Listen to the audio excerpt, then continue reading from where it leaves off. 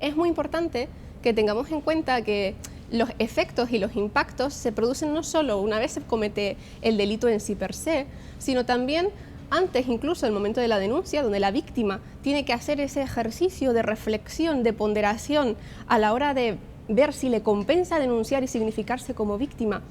teniendo en cuenta pues todos esos costes sociales que puede suponer o ese cuestionamiento a su credibilidad, que esto no sucede con respecto a otro tipo de fenómenos delictivos, véase por ejemplo en un robo o incluso en un robo de vehículo, donde realmente pues incluso existe una predisposición a poner este tipo de denuncias. En el caso de la violencia sexual, los impactos son múltiples y además de forma muy variada a lo largo de una vez se produce el hecho criminal. También es muy importante que tengamos en cuenta, sobre todo en el ámbito de las agresiones sexuales y en particular en las agresiones sexuales grupales, que bueno, que aunque a priori nosotros podamos pensar que son delitos, que lo son muy graves, no todas las víctimas procesan ese evento de la misma manera. Entonces, es muy importante que todos los operadores judiciales, pero también asistenciales, sean conscientes de los diferentes mecanismos de los cuales disponen las víctimas para hacer frente a este proceso, a la hora de intentar, pues, digamos, reducir en la medida de lo posible la victimización secundaria y no incrementarla, a la hora de no cuestionar su relato con preguntas que no vienen a cuento o que, aun siendo preguntas pertinentes, están formuladas sin la necesaria perspectiva victimal que haría que la víctima pues, pudiese expresarse libremente y pudiese, digamos, proporcionar de manera libre y espontánea información que pueda, desde luego, ser tremendamente útil para la investigación policial y luego para el enjuiciamiento. Entonces, por parte de los operadores jurídicos y por parte de los operadores asistenciales, un tratamiento inadecuado de la víctima justamente en este momento tan delicado, pues puede ser fatal no solo para su propio proceso de recuperación emocional, sino también para el devenir del procedimiento. Y luego también es muy importante que tengamos en cuenta todos los impactos derivados de lo que viene a ser la victimización secundaria en el propio procedimiento judicial cuando tenemos un auto de sobreseimiento o un auto de archivo, donde ahí ya realmente la denunciante ya se desvanece en el proceso y ya ese caso queda un poco al albur de lo que vendría a ser, pues bueno, un caso más en una caja en un almacén. Entonces realmente ahí el impacto psicológico es tremendamente duro y por otro lado también tenemos que tener en cuenta que, bueno, en concreto en particular en las agresiones sexuales grupales hay investigaciones bastante interesantes que además parecen establecer algún tipo de vínculo entre el grado de culpa que siente la víctima con la resistencia demostrada o mostrada por ella durante la agresión y el número de perpetradores. Entonces todo esto, que son variables que desde luego a priori pues los operadores no solemos tener muy presentes, coadyuvan y fuerzan o influyen de manera muy significativa en los impactos posteriores y en cómo la víctima procesa lo que debía haber hecho y no hizo, lo cual es terrible porque al final una víctima nunca es responsable de lo que le sucede, pero que manejado de una manera un tanto, en fin, con poco tacto, con poca empatía, con poca sensibilidad y sobre todo con poca formación, pues puede aumentar significativamente el deterioro o digamos, el menoscabo a su propia salud mental en ese momento tan delicado y luego dificultar de forma notoria pues, ese proceso de recuperación.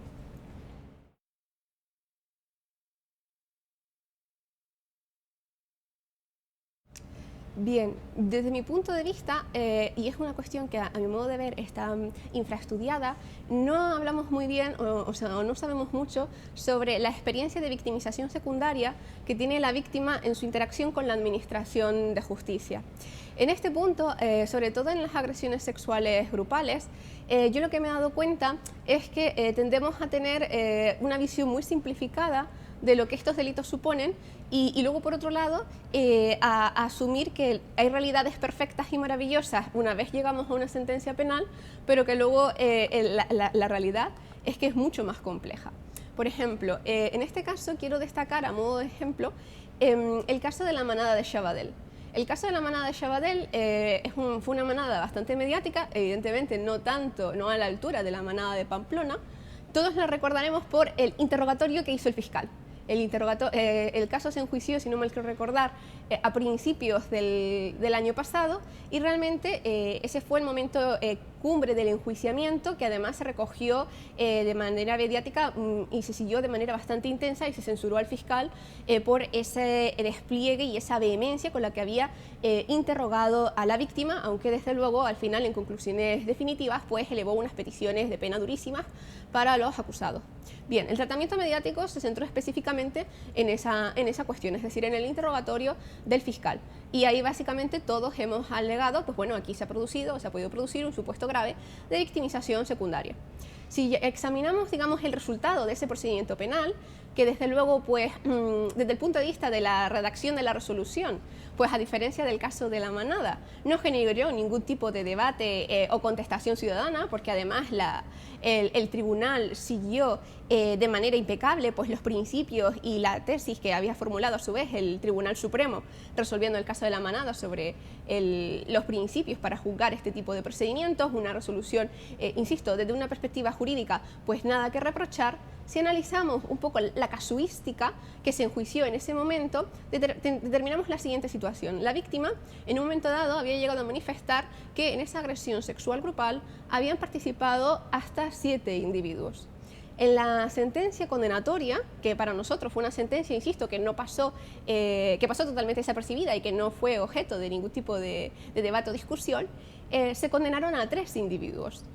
Hubo un cuarto que fue absuelto. Esto no significa nada, ni muchísimo menos. Debemos respetar, por supuesto, la presunción de inocencia, y en ese sentido nada que reprochar frente a este individuo absuelto del cual no se pudo determinar responsabilidad criminal. Pero tenemos a un sujeto absuelto, tenemos a otro sujeto que durante la tramitación del procedimiento se sustrajo de la acción de la justicia. No se sabe, ahora desconozco exactamente si está en una situación procesal de rebeldía o en qué situación procesal se encuentra, pero bueno, ahí queda un cabo suelto que si en algún momento, pues, digamos, volviera a reactivar la causa, supondría un nuevo proceso de victimización secundaria, porque este sujeto tendría que ser enjuiciado, con lo cual volvemos a tener de nuevo un nuevo procedimiento penal. Y luego, por otro lado, teniendo en cuenta que teníamos un sujeto absuelto, tenemos a 3 condenados, un cuarto que queda aquí no sabemos muy bien qué, tenemos a otros individuos que no han podido ser identificados. Entonces, aunque nosotros entendamos, sobre todo en agresiones sexuales grupales, y pasa con relativa frecuencia, que tengamos una sentencia condenatoria, eso no significa que sea una sentencia que realmente haya depurado toda la responsabilidad criminal de todos los individuos participantes. Y en este sentido, nosotros como sociedad nos quedamos simplemente con la portada, pero no examinamos, no nos entrevistamos con las víctimas para saber si existen diferencias, si la magnitud de la sentencia condenatoria o el impacto rehabilitador o reparador que pueda tener esa sentencia para la víctima es igual en aquellos casos donde tenemos a todos los agresores condenados, donde tenemos algunos agresores condenados y otros absueltos, o solo tenemos un agresor condenado y otros individuos que no hayan podido ser identificados. Esto es sumamente importante porque, desde luego, revela la poca amplitud de miras que tiene la Administración de Justicia a la hora de entender las casuísticas. Y luego, por otro lado, también en el caso ya no solo de las agresiones sexuales grupales, sino en el caso de agresiones con víctimas, con agresores unipersonales, pues bueno, todos aquellos daños que irroga la Administración de Justicia, en muchas ocasiones no con mala fe, sino o no con un deseo de ensañamiento respecto del testimonio, de la credibilidad de la víctima, pero más bien va por falta de formación o por falta de medios. Bueno, todos esos casos que quedan, insisto, que se pierden por el camino. Es decir, supuestos de sobreseimiento, supuestos de archivo, donde realmente pues ahí ya la víctima se desvanece, y al margen de que, por supuesto, tiene la posibilidad de acudir a las oficinas de asistencia a víctimas para solicitar y recabar información sobre cuáles son sus derechos o sobre qué recursos puede disponer para iniciar su proceso de recuperación, desde luego, más allá de eso, la Administración de Justicia poco más hace. Con lo cual, en este sentido, parece ser que existen daños de primera y de segunda categoría. Y luego, por otro lado también están los daños a nivel psíquico. En lo que respecta a las agresiones sexuales en general, tenemos una mayor sensibilidad por castigar, por visibilizar, digamos, todas, no solo las lesiones genitales, sino también las lesiones extragenitales, toda la violencia que se ejerce en el marco de una dinámica comisiva como lo es una agresión sexual, pero olvidamos u orillamos en un segundo plano pues todos los daños que sufre la víctima a nivel psíquico y a nivel de salud mental. Y esto también tiene su correlativo traslado en la resolución judicial. Normalmente este tipo de daños se canalizan vía responsabilidad civil a través de lo que es el daño moral. Pero desde luego aquí los operadores jurídicos necesitarían, a mi modo de ver, pues contar con una serie de parámetros que les permitan pues afinar un poco más, digamos, cómo valorar este daño. Una misma agresión sexual puede ser percibido y desde luego va a ser gestionado por las víctimas de manera muy distinta, con independencia de la gravedad objetiva o de la dinámica objetiva que nosotros podamos apreciar. Entonces, desde luego, es muy importante,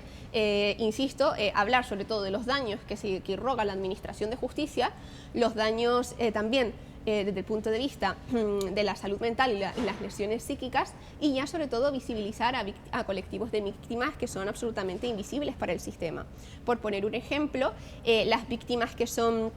agredidas y que sexualmente y que son extranjeras, son turistas extranjeras, son víctimas que desde luego tienen muchísimos problemas para luego que en sus causas prosperen. Principalmente porque ellas se van a su país de origen. En muchas ocasiones también el agresor vuelve a su país de origen porque no es un nacional, no es un nacional del país donde se comete el delito, con lo cual esto dificulta muchísimo la investigación de los hechos. Y luego, por otro lado, si tenemos además supuestos de sumisión química voluntaria a través de alcohol, pues, o involuntaria, esto realmente es absolutamente irrelevante a los efectos de que, bueno, finalmente tenemos un testimonio que puede verse ciertamente deteriorado en su calidad, pero no en la vehemencia de lo que manifiesta la víctima.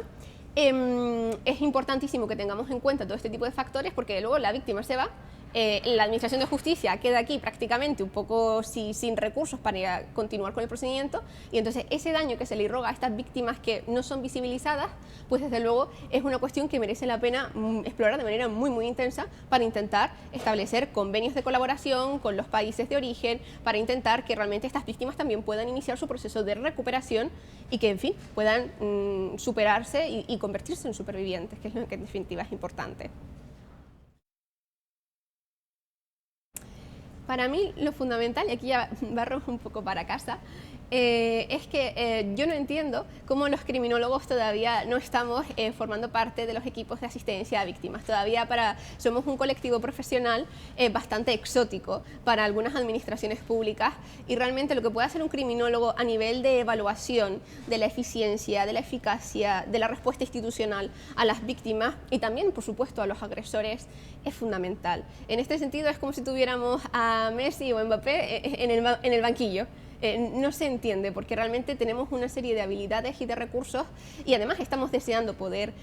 aplicarlos y ponerlos en práctica para mejorar de manera significativa la experiencia que tienen las víctimas de violencia sexual en todo tipo de procedimientos. También es muy importante que tengamos en cuenta que